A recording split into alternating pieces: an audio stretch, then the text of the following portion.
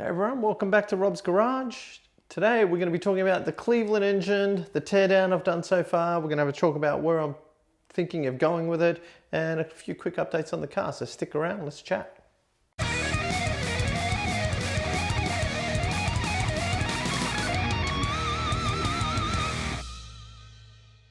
All right, welcome back everyone. Thanks for tuning in. Today we're going to be looking at the Cleveland engine here. This is the teardown of my Cleveland that I've done so far, so we're going to have a quick chat about that. As you can see, we've already pulled the rocker covers off and all the standard rocker gear that was here. We're just down to basically the block. I've pulled off the front of the engine here as well, so we can see our timing chain is in there, but it's looking a bit worse for wear. We've pulled the inlet manifold off, which is down here. Standard inlet manifold, so it's actually really heavy.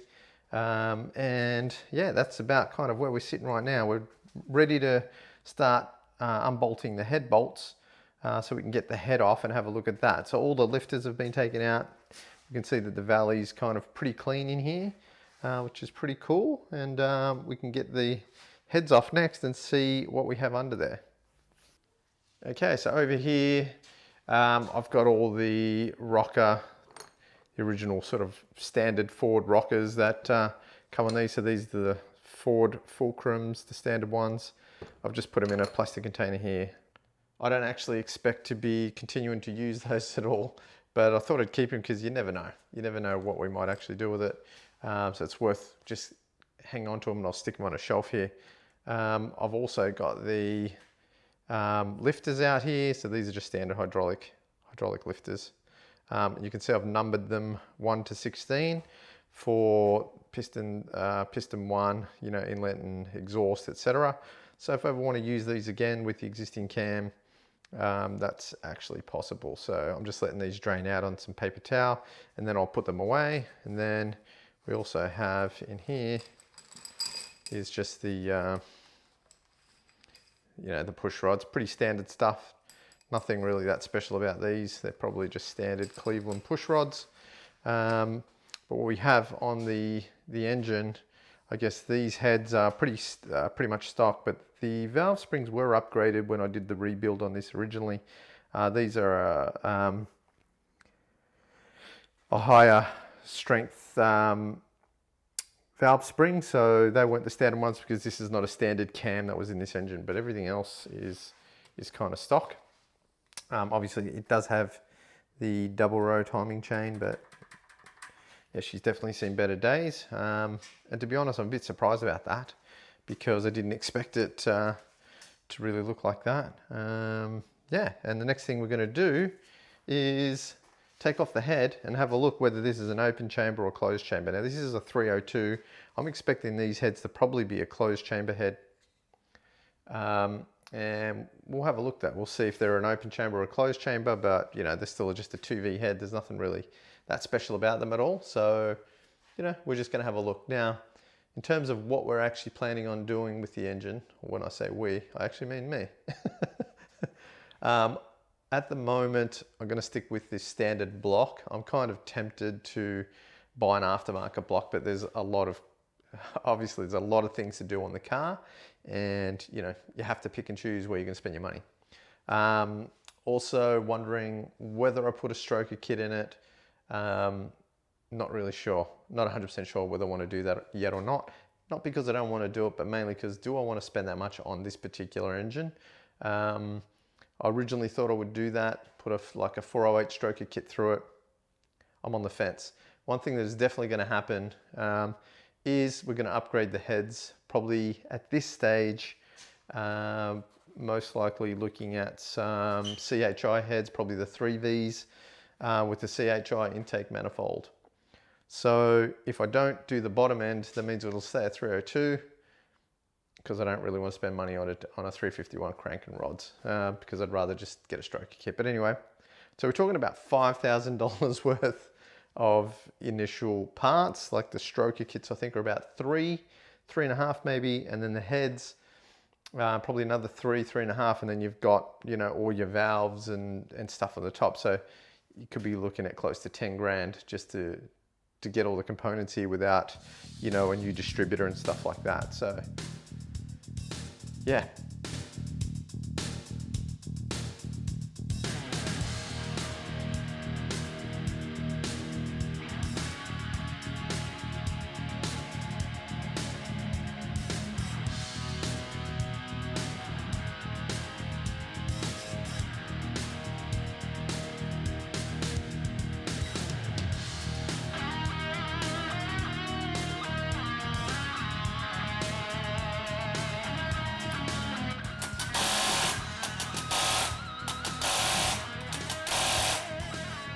Wow, that doesn't want to come off.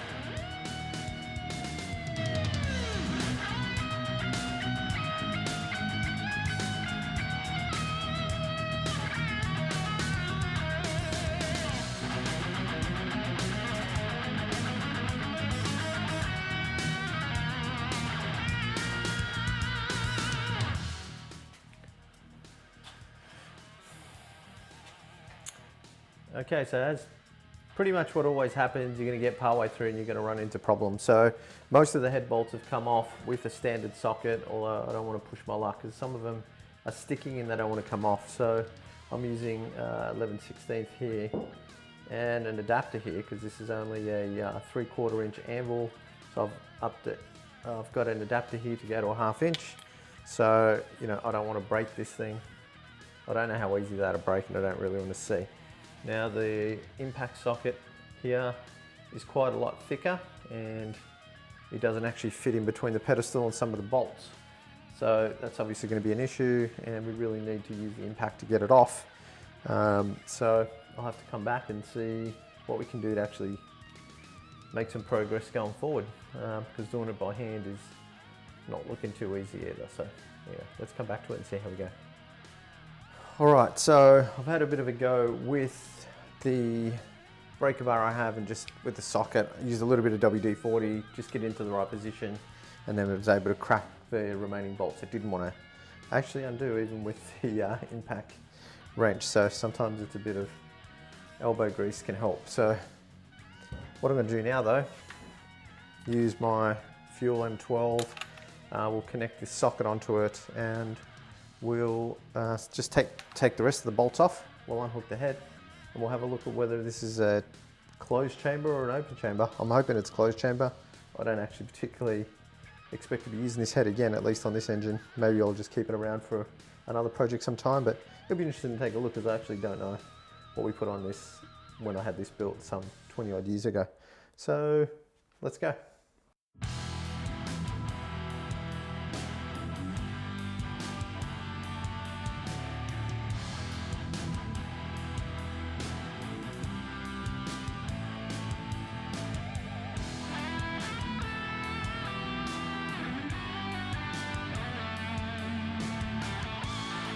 I guess before I pull this head off, I want to keep a couple of bolts in here to make sure it doesn't like fall off onto my feet. I don't know how hard this is going to be to get off.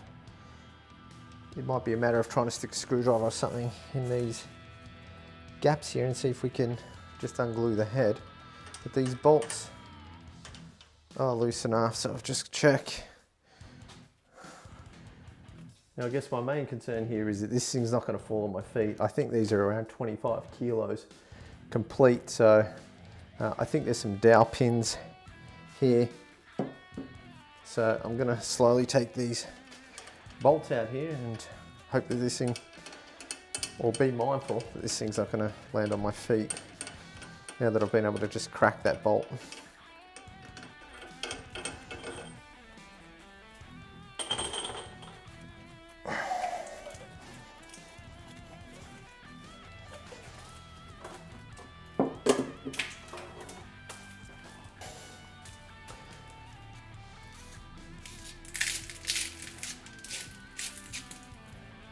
Look at the shit that's in these cylinders.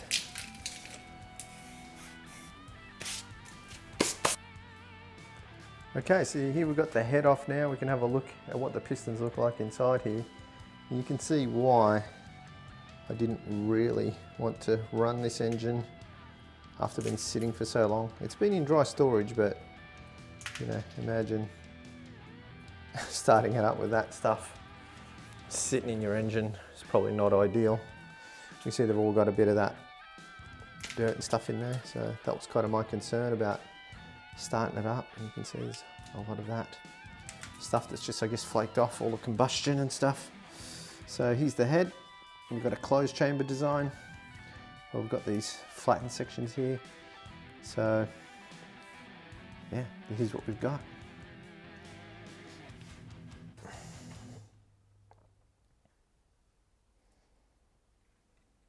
Okay, so over here I've got some of my parts that I've just put here.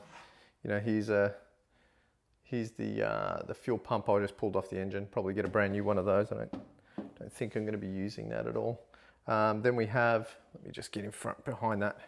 Then we have my carburetor here. So this is a 600 or 650. I actually don't remember. I think it's a 650 vacuum secondaries. And then in here, you can also see I've got my Mallory twin point distributor. So I'm expecting all these parts here to actually get upgraded. We'll just keep these here on the bench because you never know. New shelf here as well, so I can put some of these parts on it. And yeah, so this was kind of going to be my little bit of a parts bin here for now. Okay, so in terms of car updates, we're probably pretty close to looking at putting a 9-inch in the back. I've already inquired about some pricing, so I've talked to Castlemaine Rod Shop, who can do a custom made diff for this, so you can order pretty much what you need. 31 spline axles, all that good stuff. True track center, which I'll probably run, and then like probably something like 3/7 gears, because it's not just strictly a drag car and it's not strictly a street car. So I'll probably run maybe a 3/7 gears. That's just my initial thought off the top of my head. But what we have to make sure is what width the diff's going to be, because when we look at the wheels here, like I've talked about in other videos, when we talk about the wheels here, it's actually quite a tight fit, at least on this side, but I think this guard here is not 100% right when I look at it, but you can see in any case, it's actually quite a tight fit and this needs to be under. Now I know they can do the diff about 70 millimeters narrower, so I'm thinking of that's probably about 3 inches, I think, roughly. So I'm thinking of taking 1.5 inch off each side, which will put that wheel quite a bit under there.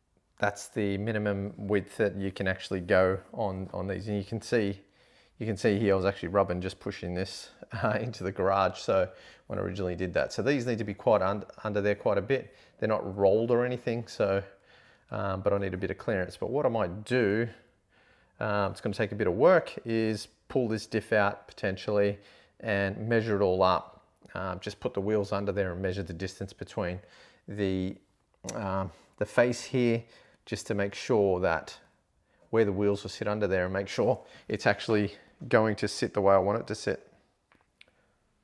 Yeah, so I think one of the other options that's worth considering, obviously I have to pick and choose what I'm going to do first. One of the other things I'd like to do is change the suspension on the front end. So Castlemaine Rod Shop has a bolt-in front end kit, which allows you to get rid of the standard Ford springs and put coilover shocks under there, and has all the fully engineered arms and everything you need to do to replace that, and also then allows you to put Willwood front discs on the front as well. So that's another option. So it's a matter of choosing where I feel like spending money first, because obviously you have to prioritize based on the cost of a lot of these items. But it'd be pretty cool to be able to manually just jump under and adjust the suspension to the right height you're looking for. I like that idea.